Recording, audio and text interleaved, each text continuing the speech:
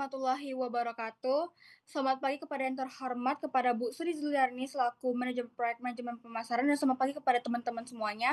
Di sini kami di kelompok 4 ABT3C pagi akan menghasilkan presentasi monitoring evaluation kita tentang perancangan marketing plan untuk pengembangan usaha UMKM di Solo. Boleh di next?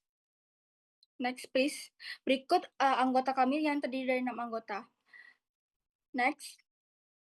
Perkenalkan, nama saya Suci Ziarataya dengan NIM 8082. Di sini saya akan menjelaskan tentang project based learning dari pengertian tujuan maupun manfaat. Nah, pengertian project based learning adalah model pembelajaran yang berfokus pada kegiatan proyek nyata yang dimana mahasiswa belajar dengan cara merancang dan juga melaksanakan suatu produk untuk menyelesaikan masalah secara langsung. Adapun tujuannya itu untuk melatih mahasiswa agar berpikir kreatif, bekerja sama dan juga bertanggung jawab. Nah, dalam proyek Risopudo ini, siswa belajar mengembangkan ide usaha, memproduksi, dan juga memasarkan produk secara mandiri. Nah, adapun manfaatnya dari tiga bagi mahasiswa yaitu untuk melatih sebuah keterampilan wirausaha, kerjasama, kreativitas, dan juga tanggung jawab. Nah, bagi pemilik Risopudo untuk membantu memahami manajemen usaha dan juga strategi pemasaran. Dan yang terakhir bagi konsumen untuk memberikan mereka cemilan yang higienis, lezat, sehat, dan juga terjangkau. Boleh next? Selanjutnya akan dijelaskan oleh rekan kami. Terima kasih kepada moderator. Sebelumnya perkenalkan saya Fatih Kalista dengan NIM belakang 078. Di sini saya akan mengenalkan UMKM kami yaitu Risol Pudo. Di sini saya akan membahas profil usaha, latar belakang, dan strategi pemasarannya. Masuk kepada pengenalan UMKM, Risol Pudo adalah usaha mikro di bidang kuliner yang berdiri pada tahun 2023, fokus pada produksi dan penjualan risoles. Nama Pudo sendiri berasal dari nama pendirinya yaitu Putri dan Edo. Lokasinya terletak di depan SMA 8 Batam, Bengkong Sadai. Tempat ini strategis karena dekat dengan pelajar dan masyarakat sekitar. Usaha ini menunjukkan semangat kewirausahaan lokal dan produk berkualitas dengan harga terjangkau. Next please. Selanjutnya masuk kepada deskripsi UMKM dan latar belakang. Risol Pudo punya beberapa varian rasa seperti ayam suwir kentang, mayo telur sosis, mozzarella, dan coklat lumer, dibanderol dengan harga 3.000 per pieces. Ciri khasnya adalah kulitnya yang renyah, rasa gurih, dan tanpa pengawet. Selain menjual, UMKM ini juga memberdayakan masyarakat sekitar. Dari sisi latar belakang, industri kuliner di Batam makin berkembang, terutama jajanan tradisional. Namun, persaingan juga tinggi, jadi perlu strategi pemasaran yang tepat. Karena itu, dibuatlah marketing plan agar Risol Pudo bisa memperluas pasar dan menyesuaikan diri dengan era digital. Next, please. Yang terakhir masuk kepada marketing plan atau strategi pemasaran. Tujuan dibuatnya marketing plan adalah untuk meningkatkan brand awareness, jangkauan pasar, dan promosi digital, juga menganalisis kekuatan, kelemahan, peluang, dan ancaman atau SWOT. Dengan ini, Risol Pudo bisa terus berkembang, mempunyai pelanggan loyal, dan bersaing di dunia kuliner modern. Selanjutnya akan dilanjutkan oleh rekan saya. Baik, terima kasih. Perkenalkan saya Azmira Divatiara dengan NIM akhir 080. Di sini saya akan menjelaskan mengenai market research. Berdasarkan observasi, permintaan makanan ringan seperti risol cukup tinggi, terutama di kalangan pelajar, mahasiswa, pekerja muda, hingga ibu rumah tangga. Mereka cenderung memilih makanan manis, terjangkau, dan juga mudah dikonsumsi. Selain itu, produk lokal seperti risol masih diminati selama memiliki cita rasa yang khas, tekstur konsisten, dan juga kemasan yang higienis. Dari hasil tersebut, dapat kita simpulkan bahwa peluang pasar Risopudo masih sangat terbuka, namun perlu penguatan brand dan pemasaran agar dapat bersaing. Selanjutnya saya lanjutkan kepada rekan saya. Terima kasih. Selanjutnya saya akan menjelaskan tentang market outlook tinjauan pasar. Nah, jadi dari segi tinjauan pasar, Risopudo ini memiliki peluang yang sangat besar karena masyarakat Batam sangat menyukai cemilan dan juga yang terjangkau. Nah, lokasinya juga tuh strategis yang berada di depan 98 sehingga pelanggan terus meningkat. Boleh next?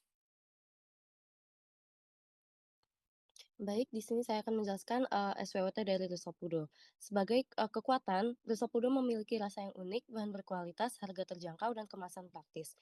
Dari kelemahannya, Risopudo belum memiliki brand yang dikenal luas dan promosi digitalnya juga belum konsisten. Peluangnya, tren makanan praktis meningkat dan peluang kerjasama dengan kantin ataupun UMKM.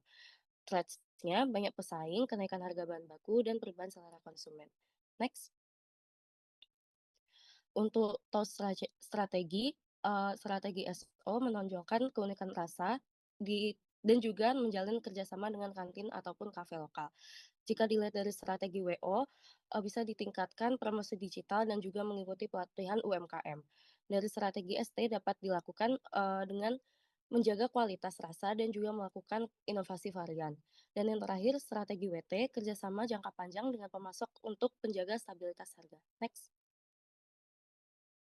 Next, saya akan menjelaskan tentang etik case study atau etika bisnis. Nah, dari etika bisnis, Rizal Pudo itu selalu menjaga kejujuran, kualitas bahan, dan juga pelayanan yang ramah, sehingga pelanggan merasa puas dan juga percaya. Boleh next? Next, please. Nah, adapun local wisdom mapping atau kearifan lokal, nah usaha ini tuh memberdayakan warga sekitar dan juga menggunakan bahan baku lokal untuk mendukung ekonomi sekitar dan Bengkong Sadai. Selanjutnya saya akan serahkan materi selanjutnya kepada rekan saya. Oke, baik. Terima kasih. Sebelumnya perkenalkan saya Oktavia Ramadhani dengan NIM akhir 081. Selanjutnya saya akan menjelaskan bab 3 tentang marketing arsitektur strategi. Yang pertama itu tentang value proposition atau VPC. Rizal Pudo menawarkan berbagai varian risol lezat seperti risol mayo telur sosis, mozzarella, ayam suwir kentang, dan coko lumer dengan harga terjangkau yaitu 3.000 per pieces. Dibuat dari bahan yang premium, diolah higienis, dan disajikan hangat, Rizal Pudo menghadirkan cemilan gurih, renyah, dan praktis. Berlokasi strategis di depan SMA 8 Batam, cocok untuk pelanggan yang ingin makan makanan ringan yang enak dan cepat. Yang kedua itu ada segmentasi pasarnya. Segmentasi pasar Rizal Pudo mencakup semua kalangan usia dengan lokasi strategis di depan SMA 8 Batam, Bengkong Sadai. Pelanggan umumnya mencari cemilan praktis, higienis, lezat, dan terjangkau. Secara perilaku, mereka cenderung membeli saat jam istirahat, sepulang sekolah atau kerja, maupun sore hari seringkali secara spontan karena tergoda aroma risol yang baru digoreng. Next. Selanjutnya masuk ke bagian targeting dan justifikasi. Yang pertama itu ada targeting. Target pasar Rizal Pudo meliputi semua usia dari anak-anak hingga dewasa yang menyukai cemilan gurih dan manis. Dengan harga 3.000 per pieces, risol ini cocok untuk pelajar, pekerja, dan masyarakat sekitar. Lokasinya yang strategis di depan SMA 8 Batam membuat produk mudah dijangkau oleh berbagai kalangan. Sekian materi dari saya, selanjutnya akan dijelaskan oleh rekan saya. Oke, terima kasih. Perkenalkan, nama saya Muhammad Rahan Ramadan dengan NIM akhir 089. Sini saya akan melanjutkan marketing arsitektur strategi, yaitu justifikasi. Segmen pelajar dan pekerja dipilih karena memiliki potensi pasar tinggi dan lokasi yang dekat dengan tempat usaha. Keduanya itu membutuhkan makanan yang sangat ringan, terutama risol pudo ini per piecesnya itu hanya 3.000. Dan lokasinya itu sangat strategis di depan SMA 8.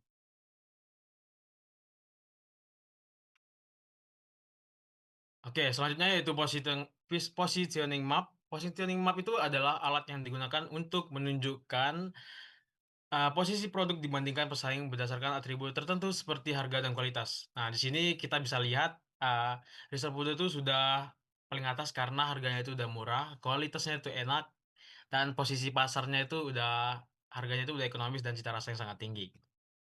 Oke, selanjutnya yaitu positioning statement. Positioning statement adalah pernyataan singkat yang menjelaskan bagaimana sebuah produk ingin dipersepsikan oleh target pasar dan apa yang membedakan dari pesaing.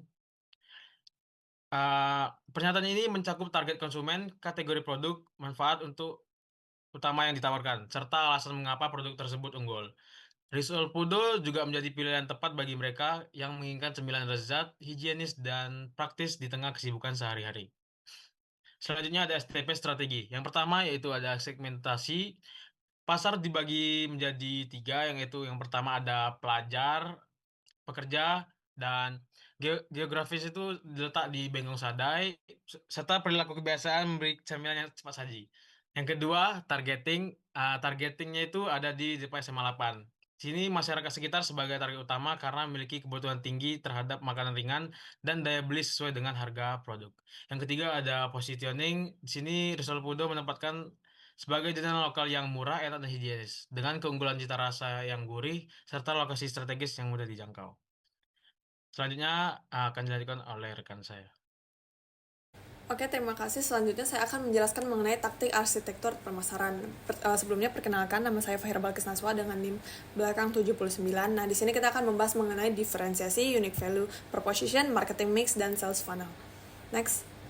Oke, pertama diferensiasi dan unique value proposition. Nah, diferensiasi itu adalah tindakan menciptakan perbedaan yang bermakna dari pesaing. Jadi menciptakan keunggulan yang kompetitif dan berkelanjutan. Contohnya adalah desain superior yang digunakan oleh Apple yang tidak dimiliki oleh produk lainnya. Selanjutnya unique value proposition. Nah, definisinya sendiri itu adalah janji atau manfaat utama yang produk tawarkan kepada pelanggan atau target market. Formula kuncinya ini adalah lebih baik daripada pesaing dan menjadi pembeda. Oke, nomor 2 selanjutnya adalah marketing mix 7P atau audit dan redesign. Tujuannya adalah menilai kinerja 7P saat ini. Nah, 7P itu ada 4P inti dan 3P tambahan. 4P inti adalah product, price, place, promotion, dan yang 3P adalah people, process, dan physical evidence. Contoh 7PS audit dan redesign itu ada audit sendiri, contohnya adalah proses yang rumit. Nah, cara redesainnya adalah mensimplifikasi dan memudahkan pembelian. Next. Yang ketiga adalah sales funnel atau saluran penjualan, yaitu adalah model visual perjalanan prospek dari awal, kesadaran awal, hingga pembelian. Nah, modelnya itu namanya AIDA. AIDA apa? Awareness, Interest, Desire, dan Action. Nah, fungsinya ini mengidentifikasi kebocoran di mana adanya prospek yang hilang untuk menyesuaikan taktik 7P. Ide itu sendiri adalah awareness, di mana tadi adanya kesadaran dari pembeli. Yang kedua ada interest, memunculkan minat dari pembeli, dan yang ketiga adanya keinginan untuk membeli dari customer, dan keempat apakah customer itu benar-benar membeli produk tersebut. Nah, yang selanjutnya adalah branding strategi. Tujuannya itu adalah membangun citra positif kuat di benak konsumen dengan menonjolkan keunggulan rasa serta kualitas produk. Nah, strategi ini Risol Pudo berupaya meningkatkan kepercayaan dan loyalitas pelanggan serta membedakan dirinya dari produk lainnya yang ada di pasaran. Fokus utamanya adalah menjaga kualitas dan bahan, menawarkan harga yang terjangkau, dan menghasilkan identitas visual yang menarik. Oke, selanjutnya akan dilanjutkan oleh rekan saya. Baik, selanjutnya pada bagian branding strategi, pada poin CBBA Pyramid atau Customer Based Brand Equity. Model CBBA menunjukkan bahwa konsumen mengenal Risol Pudo sebagai risol enak dan terjangkau. Rasa gurih, renyah, dan bahan berkualitas, memberi kepuasan serta citra cemilan bersih dan cocok untuk semua usia. Konsumen menilai kualitasnya baik dengan harga bersahabat, menimbulkan rasa senang dan keinginan membeli lagi. Hubungan positif terbentuk karena rasa yang konsisten dan pelayanannya yang baik. Sekian dari saya, materi selanjutnya akan dijelaskan oleh rekan saya. Baik, terima kasih. Selanjutnya saya akan menjelaskan mengenai brand identity canvas dari Risol Pudo. Nilai yang dibawa oleh Risol Pudo adalah lezat, higienis, praktis, dan juga ekonomis. Kepribadiannya ramah dengan gaya komunikasi yang hangat dan sederhana.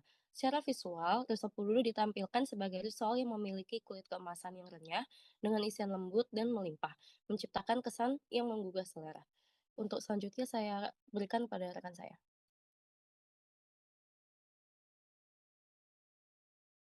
Selanjutnya, positioning statement.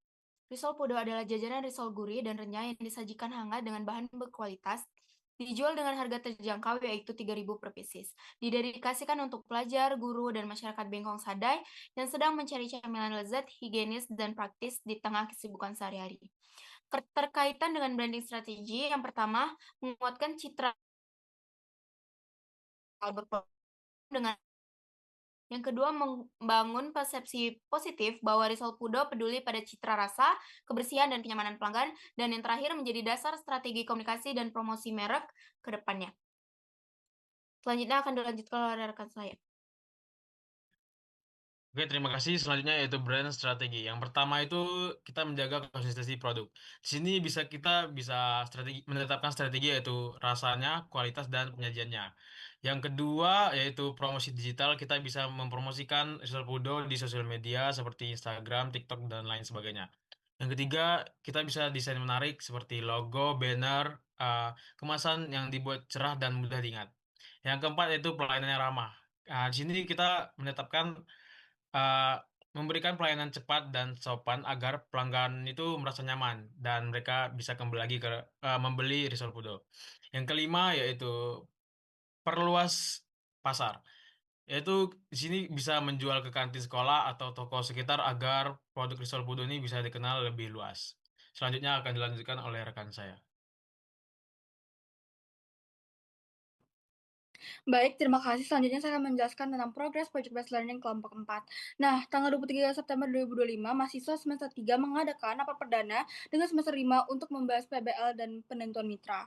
Nah, tanggal 1 Oktober 2025, mahasiswa rapat online membahas pemilihan mitra PBL yang dimana antara Bakso Kerikil Mas Anton ataupun Es Coklat Bumer. Nah, tanggal 3 Oktober 2025, mahasiswa mengadakan rapat di outlet Es Coklat Bumer yang kedua di Genta untuk membahas progres PBL dan semangat membuat video promosi serta mengolah data keuangan mitra.